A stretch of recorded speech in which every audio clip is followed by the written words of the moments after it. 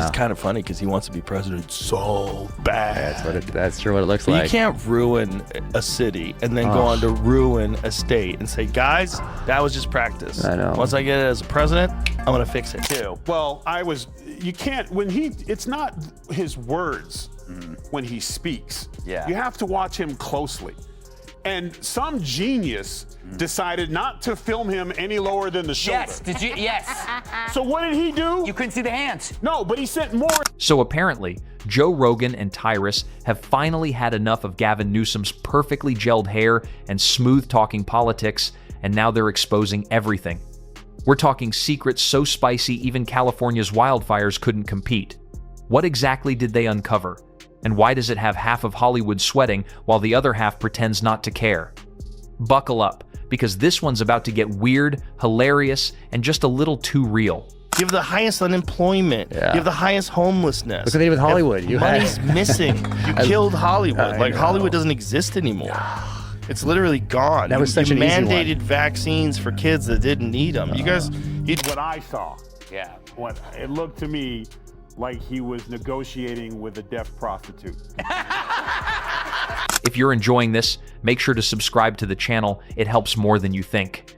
Joe Rogan and Tyrus exposing Gavin Newsom was not on anyone's 2025 bingo card, but here we are, watching California's most photogenic politician get roasted harder than a Los Angeles summer afternoon. You could almost hear the collective gasp of every avocado toast enthusiast from Malibu to San Francisco when the two drop their truth bomb. Because let's be honest, when Rogan and Tyrus start talking, someone's PR team instantly reaches for the stress ball. I mean, it's so crazy, but he's such a great politician. I mean, No, he's so not. smooth. He's You not, don't think though. so? No, I think he's terrible. How's It's he just- remained in 'cause power he for has so long? Low competition. There's no one who's there's good that. is competing against him. I There's guess no that- sincerity. I should say he's not a good. I should say he's smooth. He comes. I across mean, pretty he's a smooth. good bullshit artist. Yeah, that's what I mean. But it's like what the things that he says when he gets confronted with we're the highest this and the highest that. Like every It all started innocently enough, a casual discussion, a few jokes, and then suddenly, boom, Newsom's name drops into the conversation like a vegan burger at a Texas barbecue. And just like that, the calm disappears, because nobody is safe once Joe Rogan starts connecting dots. And Tyrus? Well, Tyrus doesn't connect dots, he flips the whole board over. You can practically picture it. Rogan pointing out every subtle tell. Look at the blinking. Look. Meet me at the house, he's blinking. He's signaling. Then the camera guy catches on, realizes what's happening, and awkwardly leans back as the camera dips. Tyrus jumps in, painting the whole scene like it's a live decoding session. I'll do this for you, you do this for me. Mocking the choreography of political theater. And when he's done, he throws the metaphorical marker board across the room and dares anyone to prove him wrong. Now, Gavin Newsom has been the golden boy of California politics for so long you'd think he was grown in a Napa Valley vineyard next to the Pinot Noir perfect teeth, smoother hair than a shampoo commercial, and speeches so polished they could double as TED Talks. Look, meet me at the house. Like, he's blinking. He's sending, I'm getting there. Hey, just so you know, I'm not wearing pants. Ew. And then, look, he's blinking. And then eventually the camera guy realizing that he's signaling him, so he gets appalled, leans back, camera comes down, and then we're back to this. I'll do this for you, you do this for me, a little. So he's saying whatever he's going to say. There it is, see? They couldn't hold him back. He's like, I'm not on film. Oh, I'm not, nope. Bring my hands up, bring him up.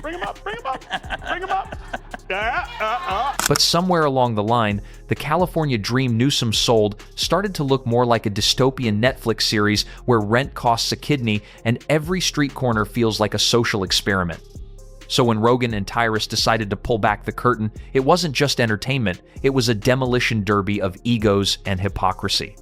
Rogan came in swinging with his classic combo of logic and what if, while Tyrus just crossed his arms, gave that look, and turned Newsom's brand of politics into a full-blown comedy special. Picture it, two guys talking about leadership, laughing in disbelief as they realize the truth about Gavin Newsom might be a little too polished to be real.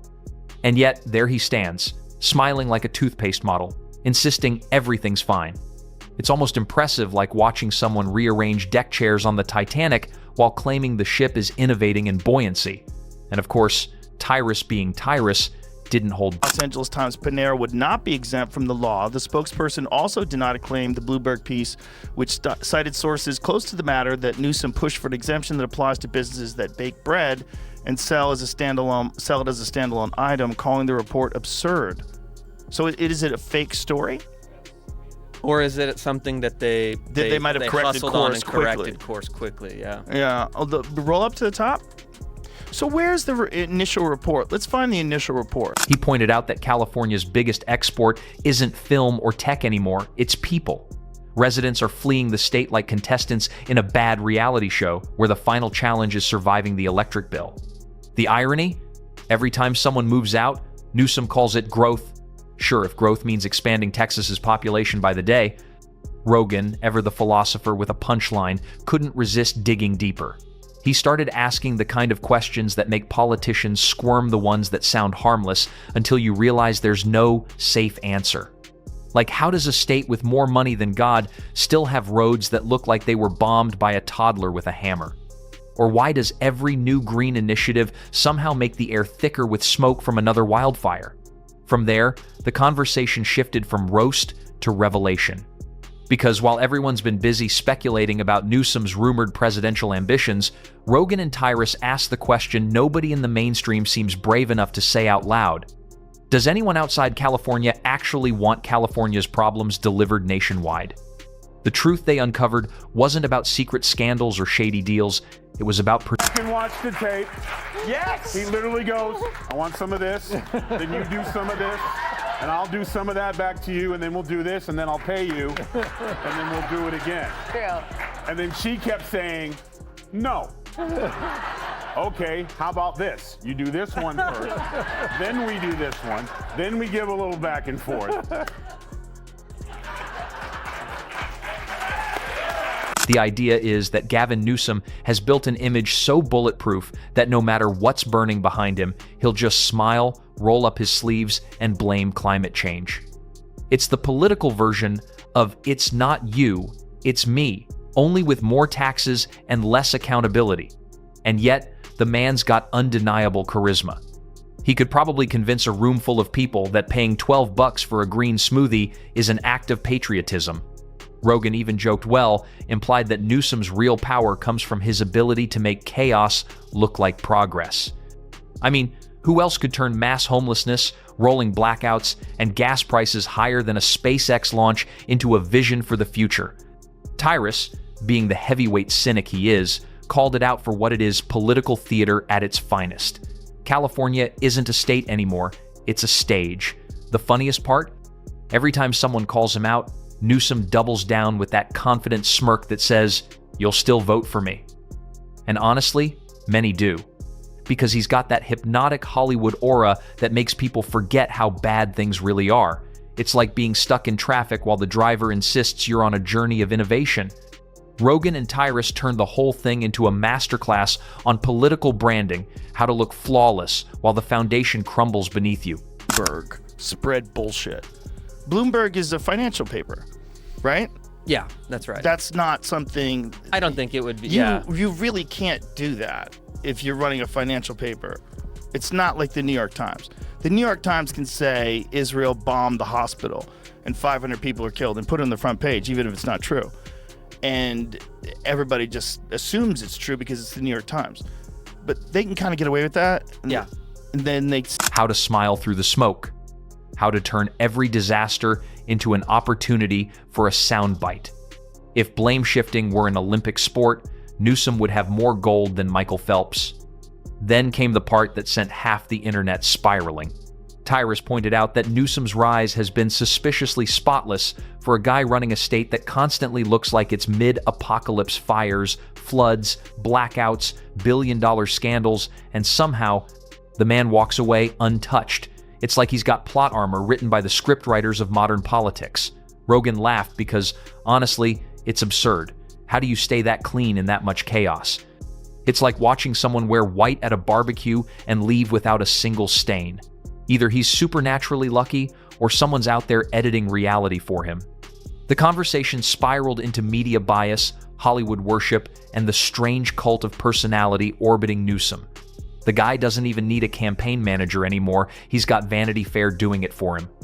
Add some soft lighting, a drone shot of California's coastline, and boom, half the country swoons before remembering gas is still $7 a gallon. Rogan, ever the curious contrarian, couldn't help but point out how strange it is that Newsom keeps showing up on national platforms, almost like he's auditioning for something bigger. Like budget cuts and stuff, since they didn't have a hearing impaired transitioner anymore. I'm not paying money for that. I'll do it myself. So, you know. A little bit of bubble. Yeah. No.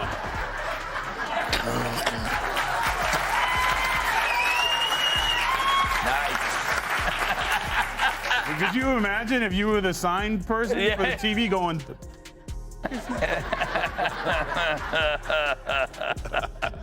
No, he reminds me there of, remember the guy who did the sign language at Men? And maybe he is, maybe California was just the warm-up act. But as Rogan and Tyrus kept hinting, if this is the preview, America might want to read the reviews before buying tickets. Because if they exposed anything, it's that the Gavin Newsom brand runs more on perception than performance. It's not about results, it's about the vibe. And right now, the vibe is chaos with great hair. They didn't need to say it outright, it was obvious. The man could probably declare a state of emergency over bad lighting, and someone would still call it progressive. Meanwhile, regular Californians are just trying to guess which apocalypse is next: earthquake, wildfire, or tax hike. By the midpoint of the conversation, Rogan had gone full philosopher, asking whether America's obsession with image has completely replaced its interest in competence.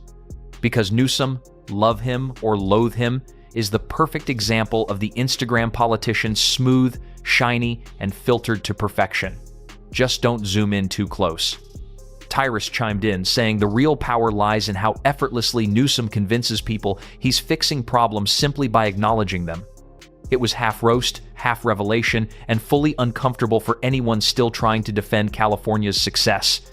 Yet it was impossible not to laugh, because in a world where everyone pretends everything's fine, sarcasm might just be the last honest language left. Success that they're hanging their hat on is his social media campaign where he talks like Trump. It's no longer the rule of law. It's increasingly the rule of done. So he's got a bunch of people from his organization that tweet for him, and they tweet like Trump, and they're saying this has elevated him in the public's eye. That's terrifying. You've seen it across the board. People are scared to death of this guy. He's starting to learn the internet sensibility. It's the appalling silence. It's the complicity. You're seeing the most successful, wealthiest people scared to death of this guy. Which is heavily trolling, does very well. What he has is Rogan and Tyrus never planned to take down Gavin Newsom. They just accidentally revealed how weak his image really is when you test it with a little common sense. By the end, they had stripped away every layer of his polished persona until all that remained was the irony that the man selling perfection is running a state that looks like the aftermath of a failed TikTok challenge. Yet somehow, he still manages to smile through it all, as if the chaos itself is part of his strategy. The real takeaway is that Rogan and Tyrus didn't just expose Newsom, they exposed the performance of modern politics itself. The filters, the slogans, the media romance, it's all a show. They proved that behind every perfect picture lies a story too messy to fit inside the frame, and that maybe America's next big thing is more about style than real results. Still, you can't deny it's entertaining. Because as long as people like Rogan and Tyrus keep asking the tough questions, the shiny mask will keep cracking. And when it does, it's always amusing to see who tries to fix it and who simply adds another layer of polish. Just when everyone thought they were finished, Rogan and Tyrus went even deeper, straight into the Hollywood bubble that's been holding up Newsom's image for years. The words coming out of his mouth. Right. Yes, If the president was like, we want peace in the Middle East, you know what I'm saying? He would be like, and like, That's it. That it is. It's the contrast. yeah, like Gavin, his hands are aggressive. You know, Yeah. we've had a lot of theories. One, it was a bad negotiation with a deaf hooker. You know, now he doesn't want to pay for, you know, Do you have a problem with deaf hookers? he does because the deal went south. You know that strange world where celebrities preach about saving the planet while flying private jets to climate summits? Rogan couldn't stop laughing at the irony, and Tyrus rolled his eyes so hard they nearly needed medical attention. Because apparently, California's biggest issue isn't just homelessness or inflation, it's delusion dressed in designer suits. They started comparing Newsom's speeches to award show monologues, long, dramatic, and packed with words that sound deep but mean absolutely nothing. Every promise feels like a trailer for a movie that never comes out. Coming soon, prosperity, equality, and maybe even a working power grid. Spoiler alert, it's still in production. Rogan pointed out how California's so-called progressive paradise somehow keeps creating policies that even progressives are running away from. It's the ultimate illusion, convincing people to celebrate being taxed into oblivion. Meanwhile, the roads still look like the surface of the moon, and every grocery trip feels like a luxury vacation. Tyrus joked that living in California is like dating someone who keeps promising to change they mean well, but your wallet always disappears in the end. And then came the punchline that tied everything together perfectly. Talks about California. It's like, I'm very big on California, very bullish on California. California has all this industry. Hey, fucko, they're all thinking about moving. The only reason why they don't move is because it's too difficult to move. If it was like every business could instantly pull up roots and replace everything and have everything running in a week at the other place. Rogan said the scariest part isn't Newsom himself. It's that half the country looks at the chaos and still says, yeah, we should try that. The room went quiet for a moment as everyone realized how perfectly that summed up modern politics. People falling in love with the packaging and ignoring the expiration date. Tyrus couldn't resist a final jab, saying Gavin Newsom is the kind of guy who could host a bonfire to stop wildfires and call it innovation. And honestly, he's not wrong. Because when the smoke clears, the truth Rogan and Tyrus revealed isn't just about one politician. It's about the whole act, the illusion, the image, and the endless applause for problems that never get fixed. And that's the real punchline. California might keep burning, but the spotlight never fades, not when there's always one more headline, one more camera angle, and one more bold vision speech to give. Rogan and Tyrus didn't just roast Newsom, they reminded everyone that politics has turned into performance art, and in that theater, the truth isn't just exposed, it's laughed at, replayed, and turned into a meme.